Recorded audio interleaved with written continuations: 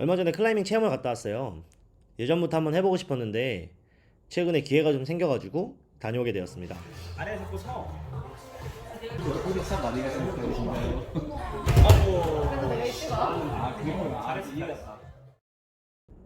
우선 클라이밍이라는 것은 벽을 오르는 스포츠를 말하는데 많은 종류의 클라이밍들이 있습니다.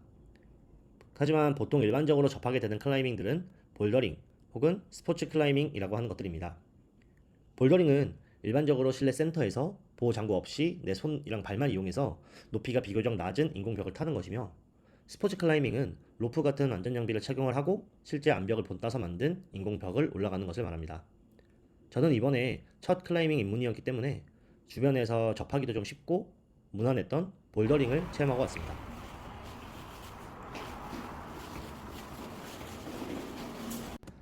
지금부터 말씀드리는 것은 제가 개인적으로 클라이밍을 체험했던 경험을 토대로 체험 진행 절차와 느낀 점, 그리고 클라이밍에 대한 후기에 대한 내용입니다. 우선 저는 서로 다른 센터에서 체험권 한 번과 1일권 한 번을 사용해 봤어요. 안녕하세요. 체험권을 사용했을 때는 내 주변에서 클라이밍 센터를 검색해보고 가장 적합해 보이는 클라이밍 센터를 찾았어요. 그리고 금액을 확인한 뒤에 예약 시간이나 이런 것들은 전화를 통해서 한 번 더 더블 체크했습니다. 저는 체험권은 3만원, 1일권을 사용했을 땐 2만원을 주고 이용을 했습니다. 오픈 시간에 맞춰서 수업을 진행하길 원했었고 예약을 미리 해놨습니다. 처음 센터에 방문하게 되면 예약자의 이름을 확인하고 그에 맞는 신발을 대여해줬습니다. 클라이밍 신발은 발끝이 뾰족하게 되어 있었고 밑창이 엄청 얇았어요. 그리고 신발은 발이 압박이 될 정도로 꽉 끼게 신어야 한다 하더라고요. 또 클라이밍 신발은 원래 맨발로 신는 거라고 합니다. 아마 전부 발끝의 감각을 더 잘 느끼기 위해서 그렇게 신는 것 같아요. 물론 렌탈 신발이라서 찝찝하면 양말을 신고 신어도 되고, 실제로 저는 두 번째 갔을 때 센터에서는 렌탈 신발은 무조건 양말을 신어야 된다고 하더라고요. 아마 이건 위생 때문에 그런 것 같습니다. 신발을 신고 나면 가볍게 몸을 풀어주고 기본적인 자세에 대해서 간단하게 설명을 들었어요. 오른손, 왼손, 오른발, 왼발. 그리고 처음에는 아주 간단한 지구력 코스를 통해서 왔다 갔다 하는 동작들을 수행했습니다. 그리고 나서 점점 난이도가 있는 코스를 주시는 방식으로 체험이 진행됐습니다. 사장님께서 레이저 포인트를 통해서 손과 발을 이동시켜 줬습니다. 금방 지치는 것을 방지하기 위해서 2번 정도 동작이나 코스를 진행하고 나서 한 5분에서 6분 정도는 계속해서 쉬면서 진행했어요. 쉴 때는 발이 좀 많이 압박되는 신발도 계속 벗고 있었습니다.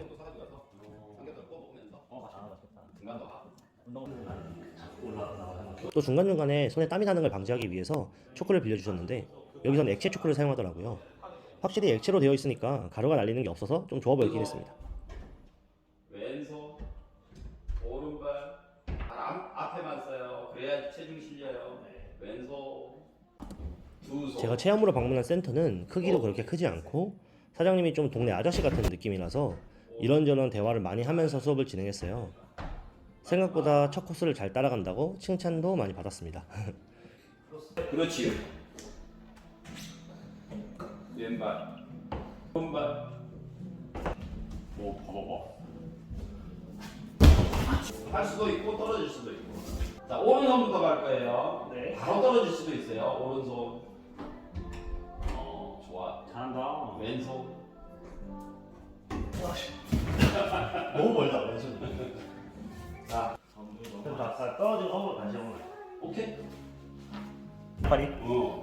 못하면 짜증나거든. 다리로. 오, 나이스. 못했어. 이거 또 한 정도 주면 떨어지는 거야. 오른손이에요? 응. 아이고, 까비. 못 잡아. 대략 1시간 정도 수업을 진행했고 어깨나 전완근만 사용하는 것이 아닌 등이랑 하체를 많이 사용해서 올라가는 방법을 알려주셨습니다. 힘이 좀 많이 남아서 저 혼자 30분 정도 더 놀다가 그때야 힘이 빠져서 돌아왔네요. 이제 일어서요.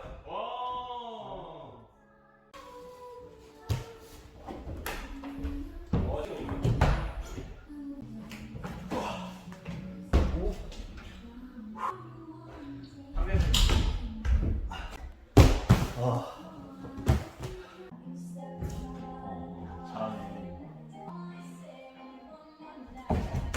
나이스. 조심. 두 번째는 바로 다음 주에 또 한 번 더 해보고 싶어서 조금 더 큰 센터를 방문했습니다. 들어오자마자 보였던 1층, 이곳은 고인물들이 많이 하는 곳이라고 해서 저희는 지하에 있는 작은 미션들을 깨러 내려갔어요. 이번엔 체험이 아니라 1일권을 사용해서 친구랑 자유롭게 클라이밍을 즐길 수 있었습니다.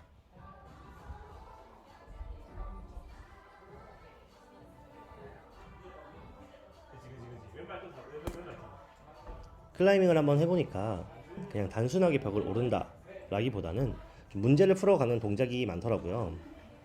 벽에 부착되어 있는 구조물들을 홀드라고 하는데 이제 지정되어 있는 홀드만 사용하거나 아니면 지정되어 있는 번호들만 확인해서 완등을 하는 방식으로 난이도가 되게 천차만별이었어요. 이걸 어떻게 잡지? 하는 것들도 좀 동작이나 모양에 따라서 쉽게 잡고 올라갈 수 있게 되더라고요. 그래서 센터마다 홀드의 색상이나 번호를 통해서 문제를 제시하고 클레이머들은 그 문제를 풀어나가는 재미가 있는 거죠. 꽤 많은 상상력과 전략을 요하는 스포츠더라고요.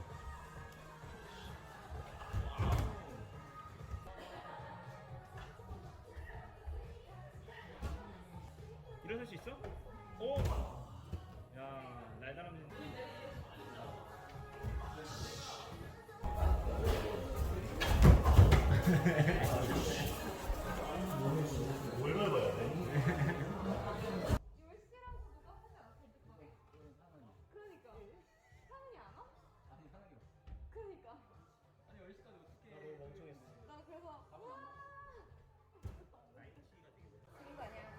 클라이밍의 장점은 크로스핏과 비슷하게 전신을 사용하는 운동으로서 체력과 근력을 기르기에 너무 좋을 것 같았고 또 꽤 높은 집중력을 요구하고 그에 따른 전략과 계획을 세워야 하기 때문에 다양한 사고력 개발에 많은 도움이 될 것 같았습니다. 또 문제를 풀었을 때 그 성취감 역시 너무 훌륭했죠.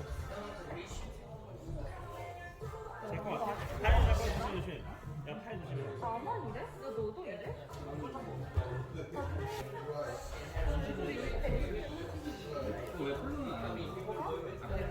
하는 필요 없어. 안 아파. 기분 아파.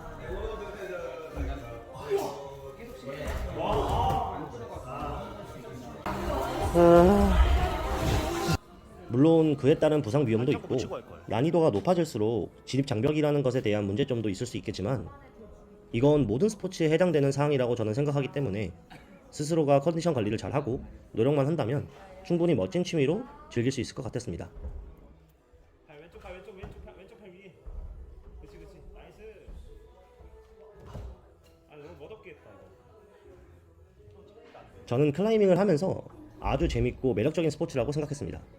특히 처음에 실패했던 코스를 어떻게든 성공을 했을 때 그 성취감이 너무 좋았어요.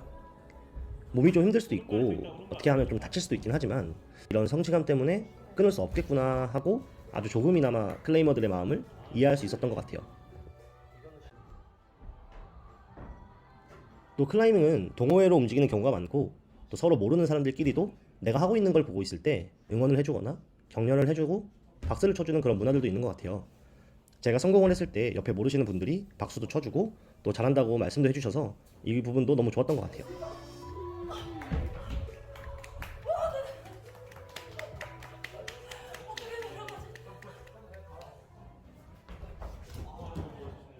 이런 문화나 성취감 때문이라도 저도 틈틈이 클라이밍을 자주 하고 또 즐길 수 있을 것 같아요.